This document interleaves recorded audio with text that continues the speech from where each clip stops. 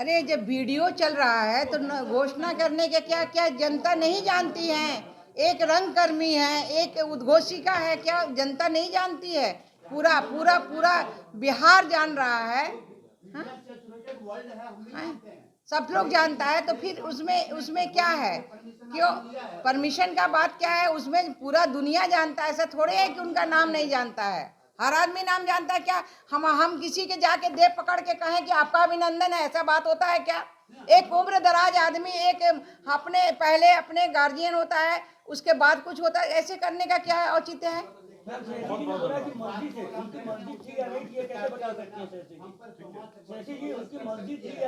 नहीं नहीं, देखिए हमारा जो स्टेटमेंट था वो पूरी तरीके से क्लियर था। हमने बोला कि किसी भी महिला के परमिशन के बिना ये हरकत नहीं होनी चाहिए, ये मेरा स्टेटमेंट है। उनकी मर्जी थी नहीं थी, आपको पता है। ये तो आप देखिए, अरे आप इसको बात मत बनाइए। एक महिला की बात देखिए, आपकी बेटी बहन और सभी हर तरह के रूप में आप देखते हैं।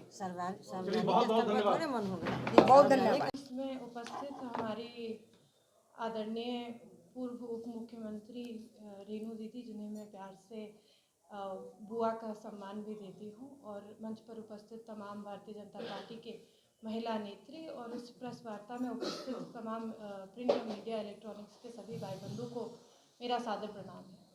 साथियों, आज एक बिहारी होने के नाते, एक महिला होने के नाते शर्म से सर कहीं झुक जाता है जब हम देखते हैं कि संवैधानिक पद पर बैठे हुए हमारे माननीय मुख्यमंत्री किस तरह से महिलाओं के साथ व्यवहार कर रहे हैं, अमर्यादित संकेत कर रहे हैं। हाल ही के दिन में हम लोगों ने देखा कि किस तरह से एक फीमेल एंकर के स्टेज पे चढ़ के उन्होंने उनको कंधे पर हाथ रख के, यानी कि कंधे को स्पर्श करके अपने मुंह को बहुत ही करीब ला के आपका भी अभिवंदन करते हैं, इस तरह का एक मजाक किया है। सबसे पहली बात तो मैं ये कहूँगी कि जिस संवैधानिक पद पे वे आज बैठे हुए हैं, उसकी मर्यादा और उसकी गंभीरता समझना मुझे लगता है सबसे ज़्यादा अनिवार्य है, क्योंकि इस तरह का मजाक, इस तरह का मजाक एक मुख्यमंत्री के पद से एक सार्वजनिक स्टेज पे या मंच पे करना उचित नहीं है। Second of all, most importantly, हम लोग जब से स्कूल में पढ़े हैं और आज तो खुद सब लोग सेक्स एजुकेशन की बात करते हैं, किस तरह से गुड टच और बैड टच की बात करते हैं। साथियों, किसी भी प्रोफेशनल महिला या किसी भी महिला का जो प्राइवेट स्पेस है, उसको आप इस तरह से इंट्रूड करके उसमें आप उनको हाथ लगा के इस तरह का आप मजाक करें बिना उस महिला के परमिशन से, तो ये कहीं से उचित नहीं है और इसकी मैं घोर निंदा करती हूँ। ये हुई 21 तारीख की बात। इससे पहले अगर हम लोग विधानसभा में उन्होंने किस तरह से सेक्स एजुकेशन के ऊपर ज्ञान देते हुए अमर्यादित भाषा और संकेतों का प्रयोग किया था, ये हम सभी लोगों ने देखा। उन्होंने उस दिन बिहार और बिहार वासियों का सर शर्म से झुका दिया था। देश और विदेश में एक तरफ आदरणीय मोदी जी के नेतृत्व में भारत की चर्चा हो रही है, भारत आगे बढ़ रहा है, लेकिन जब हम बिहार की बात करते हैं तो मुख्यमंत्री के इन हरकतों के कारण बिहार वासियों को शर्म से सर झुकाना पड़ता है। लेकिन साथ साथ उन्होंने अपना सर भी शर्म से झुकाया जब खुद ही उन्होंने दोनों सदनों में जाके एक माफ़ी मांगी और उनको ये एहसास हुआ कि उनकी जो की हुई हरकत थी वो पूरी तरीके से गलत थी और बिहार के हित में नहीं थी। उससे पहले जिस तरह से अभी आपको आदरणीय रेणु देवी जी बता रही थी, मैं आप लोगों को याद दिला दूँ कि एनडीए की बैठक में भी निकी हेम्ब्रम दीदी के साथ भी इसी तरह का व्यवहार उन्होंने किया था। अगर एक महिला जो जनप्रतिनिधि है वो आपके सामने एक बैठक में कोई अपनी सवाल रख रही है, कोई सुझाव रख रही है, तो क्या ये उचित जवाब है कि आप उनको पलट के बोले कि आप तो बहुत सुंदर है, इस तरह की बात क्यों कर रही हैं? क्या सुंदरता और सुझाव देने की मतलब क्या तालमेल है, ये मैं आज तक समझ नहीं पाई। साथियों, जब भारतीय जनता पार्टी और जदयू का गठबंधन हुआ था, यानी कि एनडीए का ये जो गठबंधन था, तब हम सब लोग एकजुट आए थे और बिहार के गार्जियन स्वरूप बिहार के तमाम नेताओं ने, एनडीए के नेताओं ने और बिहार वासियों ने नीतीश कुमार को एक मुख्यमंत्री, एक गार्जियन के रूप में देखा था और उनको उस कॉन्स्टिट्यूशनल पद पे बैठाया था। लेकिन उस कॉन्स्टिट्यूशनल पद पे बैठने के बाद उन्होंने गठबंधन तोड़ के हम सभी लोगों का अपमान भी किया और जिस पार्टी के साथ, जिस भ्रष्टाचार के पार्टी के साथ उन्होंने ये गठबंधन जोड़ा है, ये स्पष्ट हो गया है कि ये जो दबाव है, जो मेंटल प्रेशर है, जो स्ट्रेस है, उनसे झेला नहीं जा रहा है और ये जो स्ट्रेस नहीं झेलने का कारण है वो आज तरह तरह की हरकतों से सामने आ रहा है। मैं जो आदरणीय मुख्यमंत्री जी से ये बात कहना चाहूँगी कि जिस तरह से आपने सदन में माफ़ी मांगी थी, एक बार पुनः सबके सामने आप माफ़ी मांगिए। महिलाओं का सम्मान करना सीखिए। महिला आज सिर्फ आधी आबादी एक नारा नहीं रह गया, बल्कि महिला सशक्तिकरण आज धरातल पे उतर रहा है और महिलाओं का सम्मान करना आपके लिए भी अनिवार्य है। यदि आपसे ये कार्य नहीं हो पाता है तो मुख्यमंत्री पद से इस्तीफा दीजिए। बहुत बहुत धन्यवाद। एक करके अगर हम लोगों ने कोई खड़े उठाया होकर अपना था। बात, हाँ, उठाया था। एक कर, हाँ।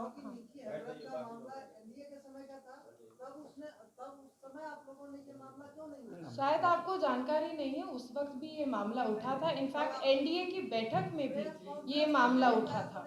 जैसे कि एक सवाल है, जैसे कि रेणु मैम ने कहा कि संघर्ष से गुण आता है, संघर्ष से गुण जाता है।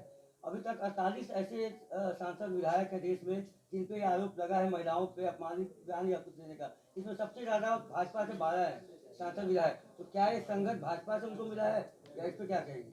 देखिए, हम लोग आज सब लोगों के बारे में बात करने के लिए यहाँ उपस्थित नहीं हुए हैं। यहाँ पूरी तरीके से हम लोग जो मुख्यमंत्री जी की जो हरकत हुई है उसके लिए आज उपस्थित हुए हैं।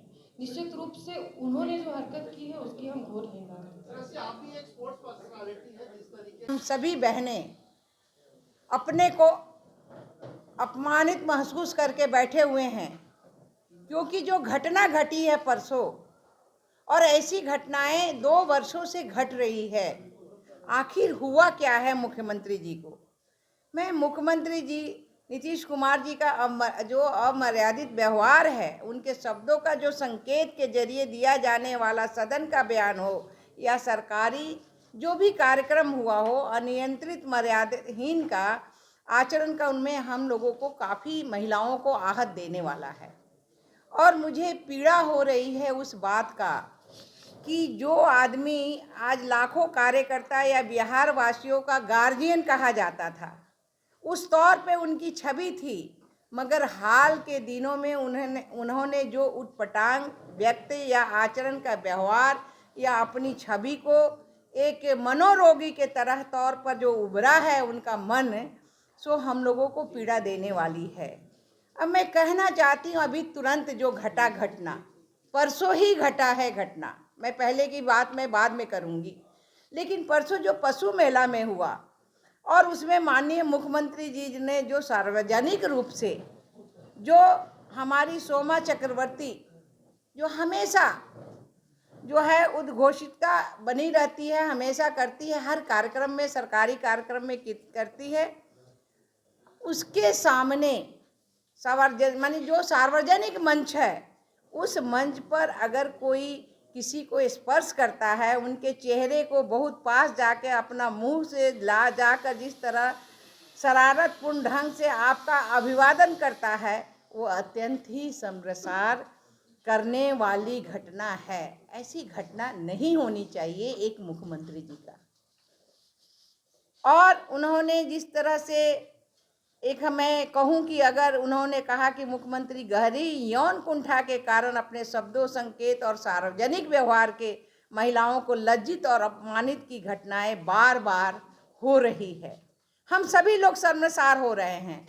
आप देख लीजिए, जो पिछली बार विधानमंडल के भीतर दोनों सदनों में जिस तरह से प्रजनन दर लेके हुआ, उस तरह से अगर आप वीडियो निकालिए और जो हाथ का इशारा करते हुए जिस तरह से चर्चा हुआ, उससे महिलाएं काफ़ी अपमानित और लज्जित हैं। गांव-गांव में आप जाएंगे तो महिलाएं कुछ न कुछ अशब्द बात करती ही रहती हैं कि ऐसा नहीं होना चाहिए। पढ़ी लिखी महिलाएं छोड़ दीजिए, ये जो है अनपढ़ महिलाओं की मैं बात करती हूँ, और जिस विधानसभा जो इनका घर है वहाँ की महिलाओं से भी जाके अगर आप पूछेंगे तो अपने को शर्मसार महसूस करती हैं कि उन्होंने इस तरह से गंदा काम कैसे किया। और यही कारण है कि इसके कारण जो अभी हमारी छवि खराब हो रही है। और उस कारण से अगर आप देखेंगे तो पीछे अगर आप देखेंगे तो एक बड़ा काम हुआ था, जो हम लोग पहली बार बैठे थे, यहाँ विधायिका जी हैं, 2 साल पहले हम लोगों ने विधानमंडल दल की बैठक थी, उस समय हमारी बहन निकी हमरम थी, उनको भी कहा गया था कि वो सुंदर हो, तुम बहुत सुंदर हो। तो वहाँ से शुरू होता है और यहाँ अंत हो रहा है। सोमा चक्रवर्ती क्या थी? आपकी बेटी के बराबर थी, आपकी बहन के बराबर थी, आपको सब लोग सम्मान देता था, आप एक गार्जियन के तरह रहते थे। लेकिन आखिर आपको हुआ क्या है? आपने जब से महागठबंधन के साथ गए हैं तब से लगता है कि मानसिक रोग और भी बिगड़ते ही जा रहा है। चाहे वो आप 7 नवंबर को विधानसभा के अंदर जिस तरह से आपने रिपोर्ट दिया, अपनी राजनीतिक जिंदगी में पहली बार आपने इस तरह का कृत्य लिए, ना केवल मीडिया से बल्कि सदन में बिना शर्त माफ़ी मांगने की पड़ी और खुद को शर्मिंदा बताते हुए अपनी निंदा भी आप की थी। लेकिन फिर से पुनः ये कैसे ये काम हो गया सोमा चक्रवर्ती के साथ कि उनके कंधे पे हाथ डालना, ये तो एक तरह से छिड़कानी करना हुआ और उसे कहना कि आपका भी अभिनंदन है। ऐसा कोई करता है क्या? तो इसलिए सबसे पहले तो मैं यही कहूँगी कि उनकी अपनी मानसिक इलाज होनी चाहिए थी और इस तरह से हम लोग शर्मसार ना हो, हमारे बिहार की महिला क्या देश विदेश में हमारी छवि ना खराब हो, तो उस तरह से आपको पहले ही कुछ न कुछ चिंता करने की आवश्यकता है। और मैं कहना चाहती हूँ कि आपने लंबे समय से एनडीए में रहे, भाजपा के शीर्ष नेताओं के साथ लंबे समय से आपने केंद्र सरकार में भी काम किया, करने का मौका मिला, हर तरह से आप अच्छे थे, आप सहयोगी रहें। भाजपा से 2005 से आपका गठबंधन था, जीत भी बाद में उसमें सर्वसम्मति बिहार के मुख्यमंत्री भी बने। लेकिन आज क्या हो गया? लाखों लोगों का अभिभावक होते हुए भी आज क्या ऐसा पड़ रहा है? तो कहा गया है ना कि संगत से गुण होत है, संगत से गुण जाए। यह कहावत नीतीश कुमार जी को आप पूर्ण रूप से चरितार्थ हो रहा है। जो संगत मिला है उस संगत से ऐसा काम हो रहा है। प्रधानमंत्री जी के लिए आपकी महत्वाकांक्षा को हवा देकर भ्रष्टाचार और कुशासन के प्रतीक जो राजद और आपने एनडीए से बाहर निकलने के लिए विवश किया है, उन्हीं की संगत में आज आपके शब्द, वाणी और इस तरह का व्यवहार जो है वो धीरे धीरे अमर्यादित होते जा रहा है।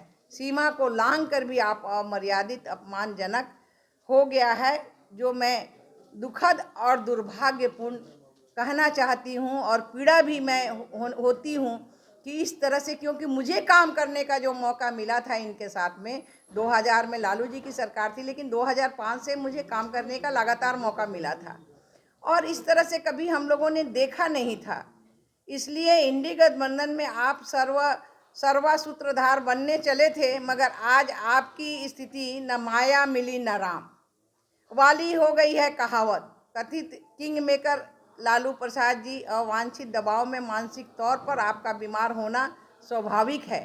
ऐसे में हम ईश्वर से प्रार्थना भी कर रहे हैं कि आप मानसिक स्वास्थ्य से सुधार हो और आप अपने संवैधानिक